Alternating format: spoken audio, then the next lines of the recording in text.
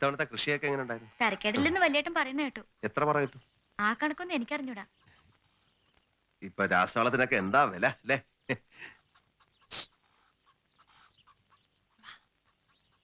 ഏട്ടനും എടുത്തി മോനെയും കൊണ്ട് സ്കൂളിൽ പോയിരിക്കാം. ഇന്ന് പേരൻസ് ഡേയാ. അത് ശരി, കഷ്ടമായിപ്പോയല്ലേ. ഇവിടുത്തെ സിന്ധി പശുവിന് ഇപ്പൊ എത്ര ലിറ്റർ പാല് കിട്ടും? അത് ചത്തിട്ട് 1 വർഷം കഴിഞ്ഞല്ലോ. ഓ, 1 വർഷം മുമ്പ് പശു ചത്തുപോയല്ലേ? നീ ചെന്ന് ചായക്ക് ഇത്തിരി വെള്ളം വെച്ചേ. വേണ്ട, ചായ വേണ്ട. വേണം, ചായ വേണം.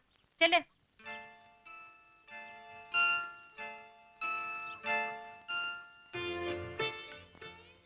അവളോട് കൃഷിയെ പറ്റിയും പശുവിനെ പറ്റിയും സംസാരിക്കാനാണോ സേതുട്ടൻ വന്നേ? അല്ല, അവള് തെറ്റിദ്ധരിച്ചാലോ? അവക്കെല്ലാം അറിയാം. ഓ, ഞാൻ എത്ര കത്തുകൾ അയച്ചു, ഒരു മറുപടിയെങ്കിലും. അതല്ലേ ഞാൻ നേരിട്ട് വന്നത്. 6 മാസത്തിന് ശേഷം എല്ലാ കാര്യങ്ങളും സേതുട്ടന് അറിയാലോ. ഇന്ന് വരും നാളെ വരുമെന്നും പ്രതീക്ഷിച്ച് ഞാൻ തളർന്നു. നേരാമണ്ണം വല്ലതും കഴിക്കാൻ തന്നെ എനിക്ക് മനസ്സില്ലാതായി. ഉറക്കം പോലും ഇല്ല. ഇങ്ങനെയാണേലും ഞാൻ ഇനി അധികം നാൾ ജീവിക്കില്ല സേതുട്ട. ഈ കരച്ചില് കാണാനാണോ സുലു ഞാൻ ഇവിടം വരെ വന്നത്? ഈ നാട്ടിലായിരുന്നപ്പോ ഒന്നുമില്ലേലും സേതുട്ടനെ എന്നും കാണാനെങ്കിലും കഴിഞ്ഞിരുന്നു. ഞാൻ ഈ ബിസ്ക്കറ്റ് ഫാക്ടറിയുടെ തിരക്കിൽ. മതി, കുറെ നാളായി ഇത് കേൾക്കുന്നു. ഇപ്പൊ എല്ലാം ശരിയായി. പുതിയ ഗവൺമെന്റ് വന്നേ പിന്നെ വ്യവസായങ്ങൾ തുടങ്ങാൻ എത്ര എളുപ്പാന്നറിയാം. സർക്കാരാണെങ്കിൽ ഭയങ്കര പ്രോത്സാഹനവും. ഇങ്ങനെ ഓരോന്ന് പറഞ്ഞിട്ടങ്ങ് പോ, പിന്നെ ആളിനെ കാണുകയില്ല. ഇനി അങ്ങനെ ഒന്നാവില്ല. മോഹം ഒന്ന് പ്രശ്നമാക്കി. ഞാൻ നോക്കട്ടെ. ആരാടി പശുവിനെ അടിച്ചു വിട്ടത്? അകത്ത് ഭയങ്കര എലിശല്യം. കൊയ്ത്ത് കഴിഞ്ഞോണ്ടാവും. ഞാനതിനെ ഇങ്ങനെ തല്ലി. സേതു എപ്പോഴാ വന്നേ? ഞാൻ വന്നിട്ട് 5 സെക്കൻഡ് ആവും. വിളവ് എങ്ങനെയുണ്ട് ചേട്ടാ? വിളവ് ഇച്ചിരി കൂടുതലാ. വാ വാ.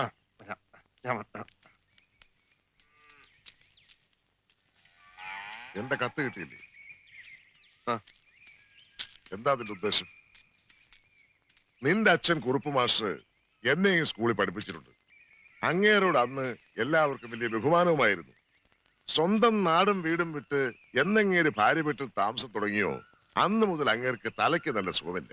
നാണവും മാനവും കെട്ട് ഞാൻ പലവട്ടം അങ്ങയുടെ മുമ്പിൽ ചെന്ന് നിന്നിട്ടുണ്ട്. സുലുവിന് വയസ്സ് ഏറി വരികയാണ്. നിങ്ങളുടെ മോനോട് പറഞ്ഞ് അവിടെ കല്യാണം നടത്തണമെന്ന് ഞാൻ പല പ്രാവശ്യം അപേക്ഷിച്ചിട്ടുണ്ട്. അപ്പോഴൊക്കെ അങ്ങേര് പറയുക, നീ എന്തോ ബിസ്ക്കറ്റോ റൊട്ടിയോ മറ്റോ ഉണ്ടാക്കിക്കൊണ്ടിരിക്കുകയാണെന്ന്. കാലം കുറെ ആയാലൂടാ, ഇതുവരെ ഒന്നും ഉണ്ടാക്കി തീർന്നില്ലേ? കല്യാണപ്രായം കഴിഞ്ഞൊരു പെണ്ണിനെ ഇന്ന് കെട്ടും നാളെ കെട്ടും എന്ന് പറഞ്ഞിങ്ങനെ നിർത്തിക്കൊണ്ടു പോവാനാവില്ല. എന്റെ സ്വന്തം കാലിലൊന്ന് നിന്നിട്ട്. അപ്പൊ ഈ രണ്ടും നിന്റെ കാലല്ലേ? അങ്ങനല്ല. നിന്റെ ഈ ഉരുണ്ടുകളി എന്നോട് വേണ്ട. നീ നിന്നാലും കൊള്ളാം ഇരുന്നാലും കൊള്ളാം, എനിക്ക് രണ്ടിലൊന്നറിയണം. ഈ പെങ്കൊച്ചിനെ കെട്ടാൻ നിനക്ക് താല്പര്യമുണ്ടോ, അതോ കൂടെ കൂടെ ഇങ്ങനെ ഒന്ന് ശൃംഗരിച്ചേച്ചു പോകാനാണോ ഉദ്ദേശം? ചേട്ടാ, എന്റെ ബിസ്ക്കറ്റ് ഫാക്ടറി ഒന്ന് ഓടിത്തുടങ്ങണം. ആശയുടെ കല്യാണം ഒന്ന് കഴിയണം. അത് കഴിയുമ്പോ നീ പറയും നിന്റെ തന്തയുടെ 16 അടിയന്തര കഴിയട്ടെ. ചേട്ടാ, ഞാൻ പറയുന്നത് എന്റെ പ്രശ്നങ്ങളാ. നീ പറഞ്ഞ നിന്റെ പ്രശ്നങ്ങളൊക്കെ തീർന്നു കിട്ടാൻ എനിക്ക് തോന്നുന്നു ചുരുങ്ങിയത് 30 വർഷമെങ്കിലും ആവുമെന്നാ. അപ്പൊ പിന്നെ എന്റെ പ്രേതം വരും നിന്റെ കല്യാണം നടത്താൻ. ചേട്ടാ, കാര്യം പറയുമ്പോ തമാശയായിട്ട് കണ്ടരുത്. നീ ആരെയാടാ കാര്യം പറഞ്ഞ് പഠിപ്പിക്കുന്നത്? തന്തയുടെ ഇല്ലെങ്കിൽ പിന്നെ എന്തിനാടാ ആ പാവപ്പെട്ടിനെ മോഹിപ്പിച്ചത്? ബിസ്ക്കറ്റ് ലോകത്താരെങ്കിലും ബിസ്ക്കറ്റിന് ദാക്ഷായണി പേരിടുകൂടാ. നിന്റെ ആ കിളവിത്തലയുടെ പേരിട്ടപ്പോഴേ ഞാൻ വിചാരിച്ചതാ കുണം പഠിക്കരുത്. മര്യാദയ്ക്ക് സംസാരിക്കണം. അമ്മയെ പറ്റി ആവശ്യമില്ലാത്ത കാര്യം പറയണ്ട. എങ്ങനെ എന്റെ വീട്ടിൽ കയറുമെന്ന് എന്നെ വിരട്ടുന്നു? ഇറങ്ങടാ ഇവിടുന്ന്. നിന്നെപ്പോലെ നട്ടിലില്ലാത്ത ഒരുത്തനെ എന്റെ പെങ്ങക്ക് വേണ്ടടാ. കയറി പൊടിയകത്ത് ഒന്നുകളെയും എല്ലാത്തിനും. എനിക്കിപ്പോഴാ മനസ്സിലായത് നീ വേറെ ചില ഉദ്ദേശത്തോടുകൂടി അവിടെ വരുന്നതെന്ന്. മേലിൽ നാട്ടിക്കാലം കുത്തിപ്പോരുത്. നാടേ നിങ്ങളുടെ കുടുംബ സ്വത്തൊന്നുമല്ലല്ലോ. അല്ല, പക്ഷെ ഈ വീട് എന്റെ കുടുംബ സ്വത്താ. ഇനി ഇതിനകത്ത് കയറിയാൽ നിന്റെ കാലി ഞാൻ തല്ലി ഓടിക്കും. നിങ്ങൾ എന്തിനാ ഇങ്ങനെ ഒച്ച വയ്ക്കുന്നേ? മിണ്ടിപ്പോവരുത്. എന്റെ പെങ്ങളെ കെട്ടാൻ വേറെ ആളുകളെ കിട്ടുമോ ഞാൻ നോക്കട്ടെ. കാണുകയോ സംസാരിക്കുകയോ ചെയ്താൽ ഒന്ന് കുഴിച്ചു മൂടി ഞാൻ എല്ലാത്തിനും അകത്ത് കയറി പോടി. കുടുംബത്തിന് ശക്തിക്ഷയം ഉണ്ടായിട്ടുണ്ടാവാം, എന്നാലും മുരുക്കം വീട്ടുകാർ മാനം വിറ്റ് ജീവിച്ചിട്ടില്ലടാ. മനുഷ്യന് വഴി കൂടെ നടക്കാൻ മേലുണ്ടായല്ലോ. കുടിക്കുക, തല്ലും പിടി ഉണ്ടാക്കുക. ആരാടാ നിന്നെ ഈ ദുശീലങ്ങളൊക്കെ പഠിപ്പിച്ചത്? ഒക്കെ എന്റെ യോഗ അമ്മവ. ആയിരക്കണക്കിന് കുട്ടികൾക്ക് സാരോപദേശം നൽകിയ ആളാത്രേ. സ്വന്തം മകന് സൽബുദ്ധി പറഞ്ഞു കൊടുക്കാൻ മാത്രം പറ്റിയില്ല. ഇനി നിന്നെ പറ്റി ഇങ്ങനെ വല്ലതും കേട്ടാൽ അടിച്ച് നിന്റെ കാലിന്റെ മുട്ടി ഞാൻ ഓടിക്കും. എങ്കി അമ്മാവന്റെ മുട്ട് ഞാനും ഓടിക്കും. എന്തായി പറയണേ? വന്നു വന്ന് മൂത്തവരെയും തിരിച്ചറിയണ്ടായോ? ഞാൻ പറഞ്ഞില്ലേ മോളെ, അവന്റെ സമനില തെറ്റിയിരിക്കുക പാവം. ജോലി പോയ പിന്നെ ഇത്രയും വഷളായേ. അമ്മാവൻ പറഞ്ഞ സേതു കേക്കും. തൽക്കാലം ചേട്ടനെ അവന്റെ കമ്പനി പിടിച്ചിരുത്തിയാ മതിയായിരുന്നു. ചായ കുടിക്ക്. റിയാഷേ, എന്റെ ഷർട്ട് തേച്ചില്ലേ? തേച്ചു. അമ്മാവനെപ്പോ വന്നു? കുറച്ചു നേരമായി. സേതു, മരുമക്കത്തായൊക്കെ പോയെങ്കിലും അമ്മാവൻ ഇപ്പോഴും അമ്മാവൻ തന്നെയാണ്. അതുകൊണ്ട് മറുത്തൊന്നും ഇങ്ങോട്ട് പറയണ്ട. ഈ തല തിരിഞ്ഞവന് നീ നിന്റെ കമ്പനി കൊണ്ടുവന്ന് നിർത്തണം. അത് അവിടെ അപ്പൊ ഒന്നും ഇങ്ങോട്ട് പറയണ്ട, പറയണ അങ്ങോട്ട് അനുസരിച്ചാൽ മതി. മാസം തികയുമ്പോ എന്തെങ്കിലും ഒന്നൊരു ശമ്പളമായിട്ട് കൊടുത്തേക്കണം, അത് മതി. എനിക്ക് കുറച്ച് ജോലിയുണ്ട്.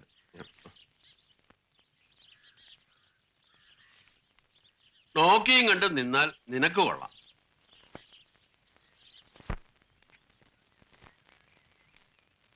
മുതലാളിക്കൊരു കത്തുണ്ട്. അഡ്രസ് എഴുതിയ കൈപ്പട കണ്ടിട്ട് മറ്റേ കത്താണെന്ന് തോന്നുന്നു. ഏത് മറ്റേ കത്ത്? നീ വന്നേ, നീ വരാൻ. നീ എന്താടാ ആളുകളുടെ മുമ്പിൽ വെച്ച് മോന്തം കൊണ്ട് ഡാൻസ് കാണിക്കുന്നത്? ഇത് മറ്റേ കത്താണോ മറച്ച കത്താണോ എന്ന് ഞാൻ തീരുമാനിച്ചോളാം. കൂടുതൽ സ്വാതന്ത്ര്യം എടുക്കണ്ട കേട്ടോ.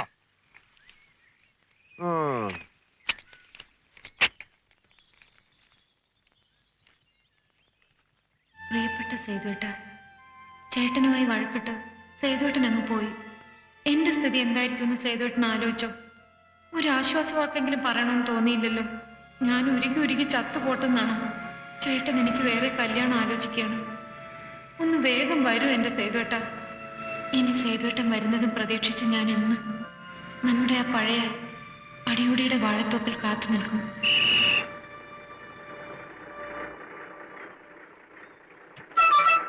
ആരാ മുകേരി മുകേരി മുകേരി? ഇറങ്ങേണ്ടവരൊക്കെ പോരെ മുകേരി.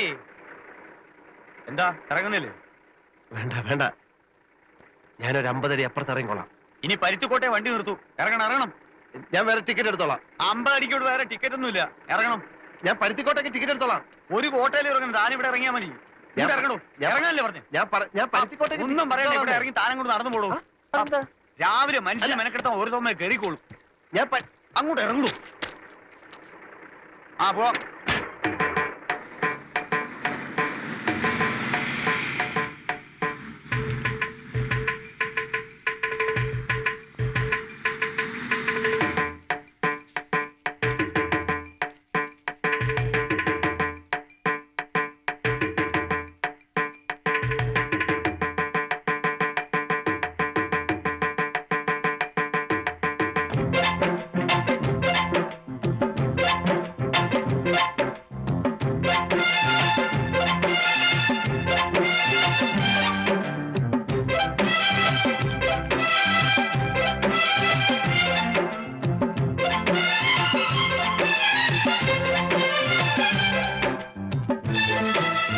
ഒരു സോഡ എടുത്ത്